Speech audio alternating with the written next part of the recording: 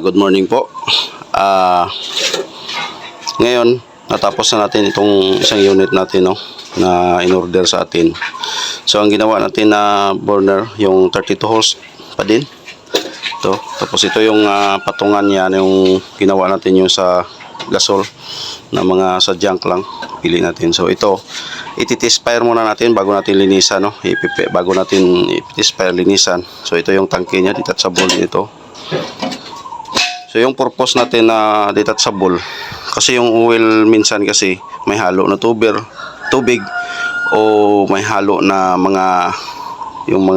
siyempre use oil na yan, may mga carbon yan na nasasama o hinugasan. So, matatanggal mo lang tapos itatapon. So, madali lang siya. Kasi kung i-direct nyo ito, mahihirapan kayo. Kasi use oil lang ginagamit natin eh. Ganyan. So, hindi pa natin nalinisan, no?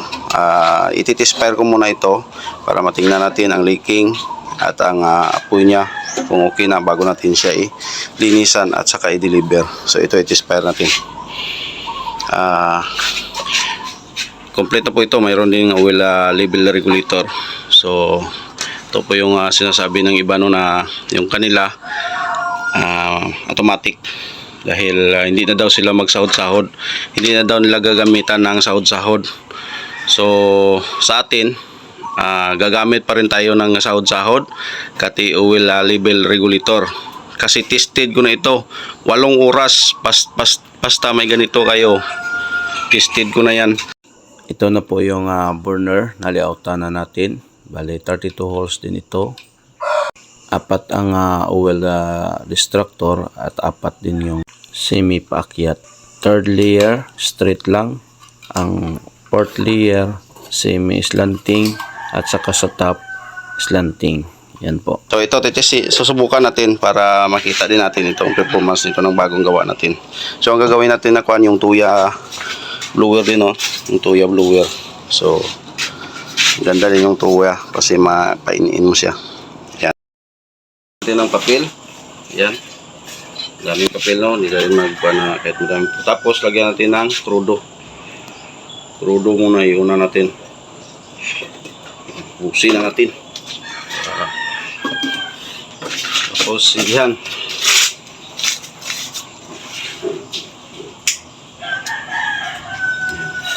dasok na yan, dadasukin na yan. Tapos try natin i-open yung blower. So isagad na natin kagad kung hindi siya mamamatay.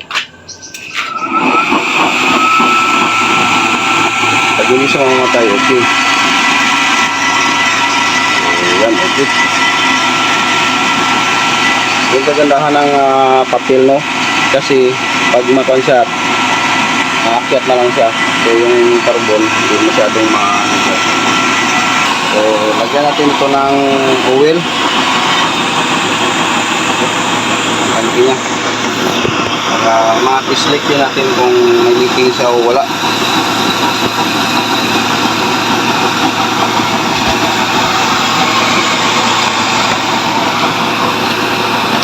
So, napakaganda, no?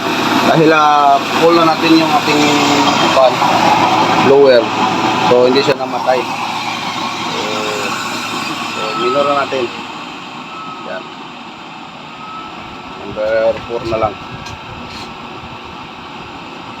So, lagyan na natin ng oil dito para mayroon siyang pundo. So, i-pull na lang natin kagad para may pundo siya.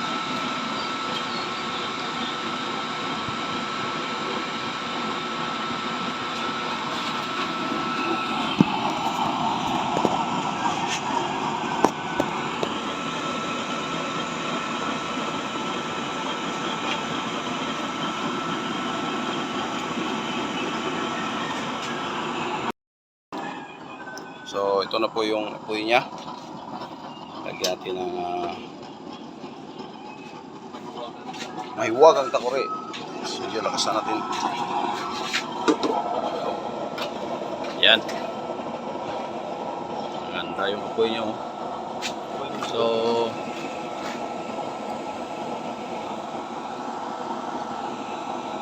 paano lang natin. Ang pagkas yung apoy ito. Paapaw na lang natin dito sa ano. Ayan. So ito, lumabas na po. So, yung apoy niya, tuloy-tuloy lang apoy niya. So dito na tayo mag-control ng kanyang patak. Yan. Yan na yung kontrolin natin na patak niya. So, kung maglalaga tayo, yan na. Kukuha na natin. O, tingnan nyo. So, pag makuha na yung level niya, napakaganda na yung apoy niya, no? Tuloy-tuloy na yung apoy niya.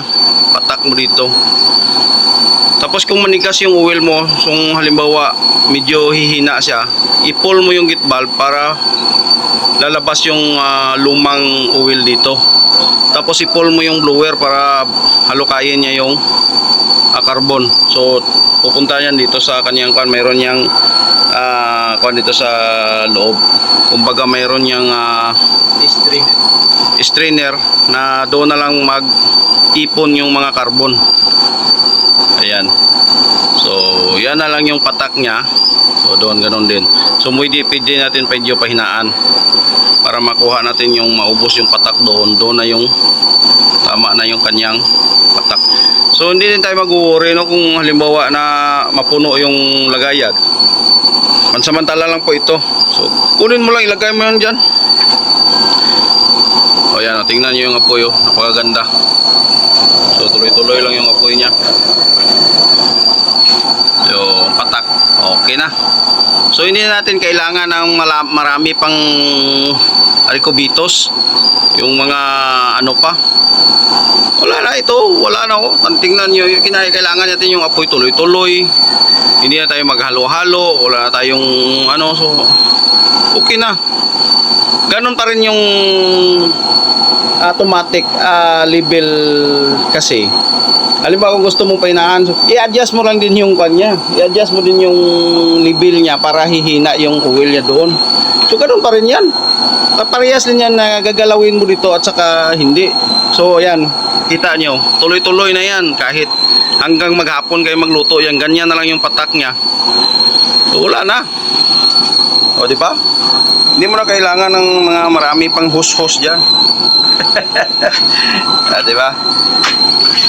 Yan, ito yung bisita natin si Bro Delpen. So nagtingin din siya, no, sa T-Spire natin. Morning mga kabakal. Ayan. Shout out sa mga gumagawa ng mga kalanding. So ito si Bro, gumagawa din siya ng kalano, pero napunta siya sa akin kasi nagpatulong siya yung sa burner. So na okay na yung gawa niya na burner, yung kalan niya, ni-spare natin. So okay, satisfied si Bro. So pinatulungan natin siya. So ngayon, tinignan niya yung T-Spire din natin dito. So ano masasabi mo, Bro? Maganda. Okay. Okay. So yung pa natin, Yung oil regulator, okay. okay na. So pinalitan natin ng ng blower na 5 volts. Ginagawa ko kasi dalawa yung pwede natin padala. Blower ng 5 volts, pwede pang power bank. At itong malaki pang heavy duty. So kahit ito lang, malaki na din, oh. Malakas na din yan, oh. So ang gagawin natin ngayon, magsangag tayo ng kanin. Sangag tayo para makita ng viewers natin na so yan yung kanyo linis, no. Tingnan natin mamaya kung mag-itim-itim yan. Pag mag-itim yan mamaya, patay tayo. Yan. Okay. 5 volts blower lang po yung gamit natin. Yung kaliit-liit, no. Yan yung malaki, oh. Yan. Kumpara nyo, napakalaki. Parang kwan lang, oh. Kanyang bunganga lang kalaki, pero ang lakas din yan. Yan yung apoy nyo. Yan. So pahinaan lang natin, baka masunog ang ating sinangag.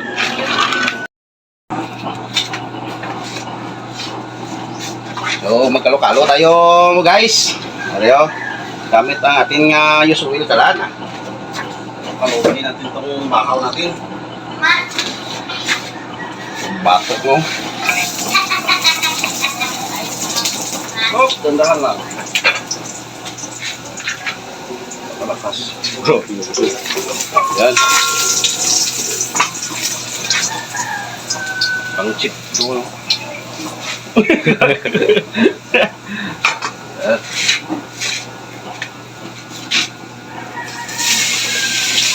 Yan yung diskarte dyan.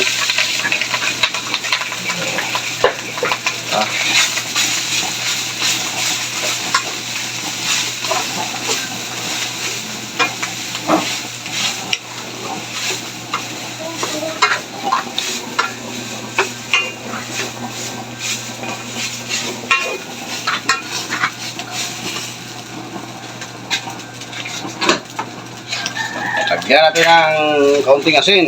Diba? Yan. Ang diskarte.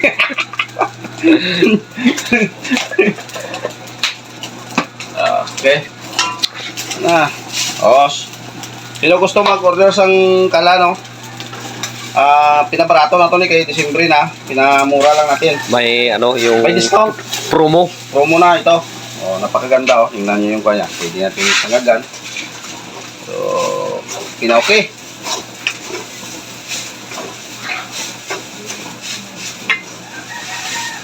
Okay.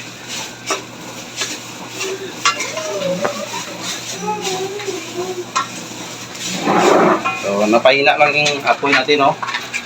Hina lang siya. Yan. Pwede natin siya hinang-hina talaga siya para tingnan niyo yung pan yung pan natin. Luto natin, hindi siya Sunog. sunog.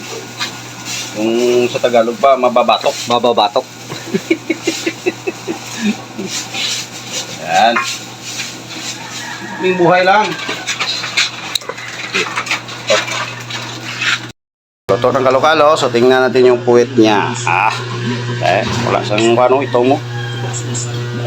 Ito ng buli ko, ay na itong buli kaliro. Yan. Ito na po yung bago nating gawa.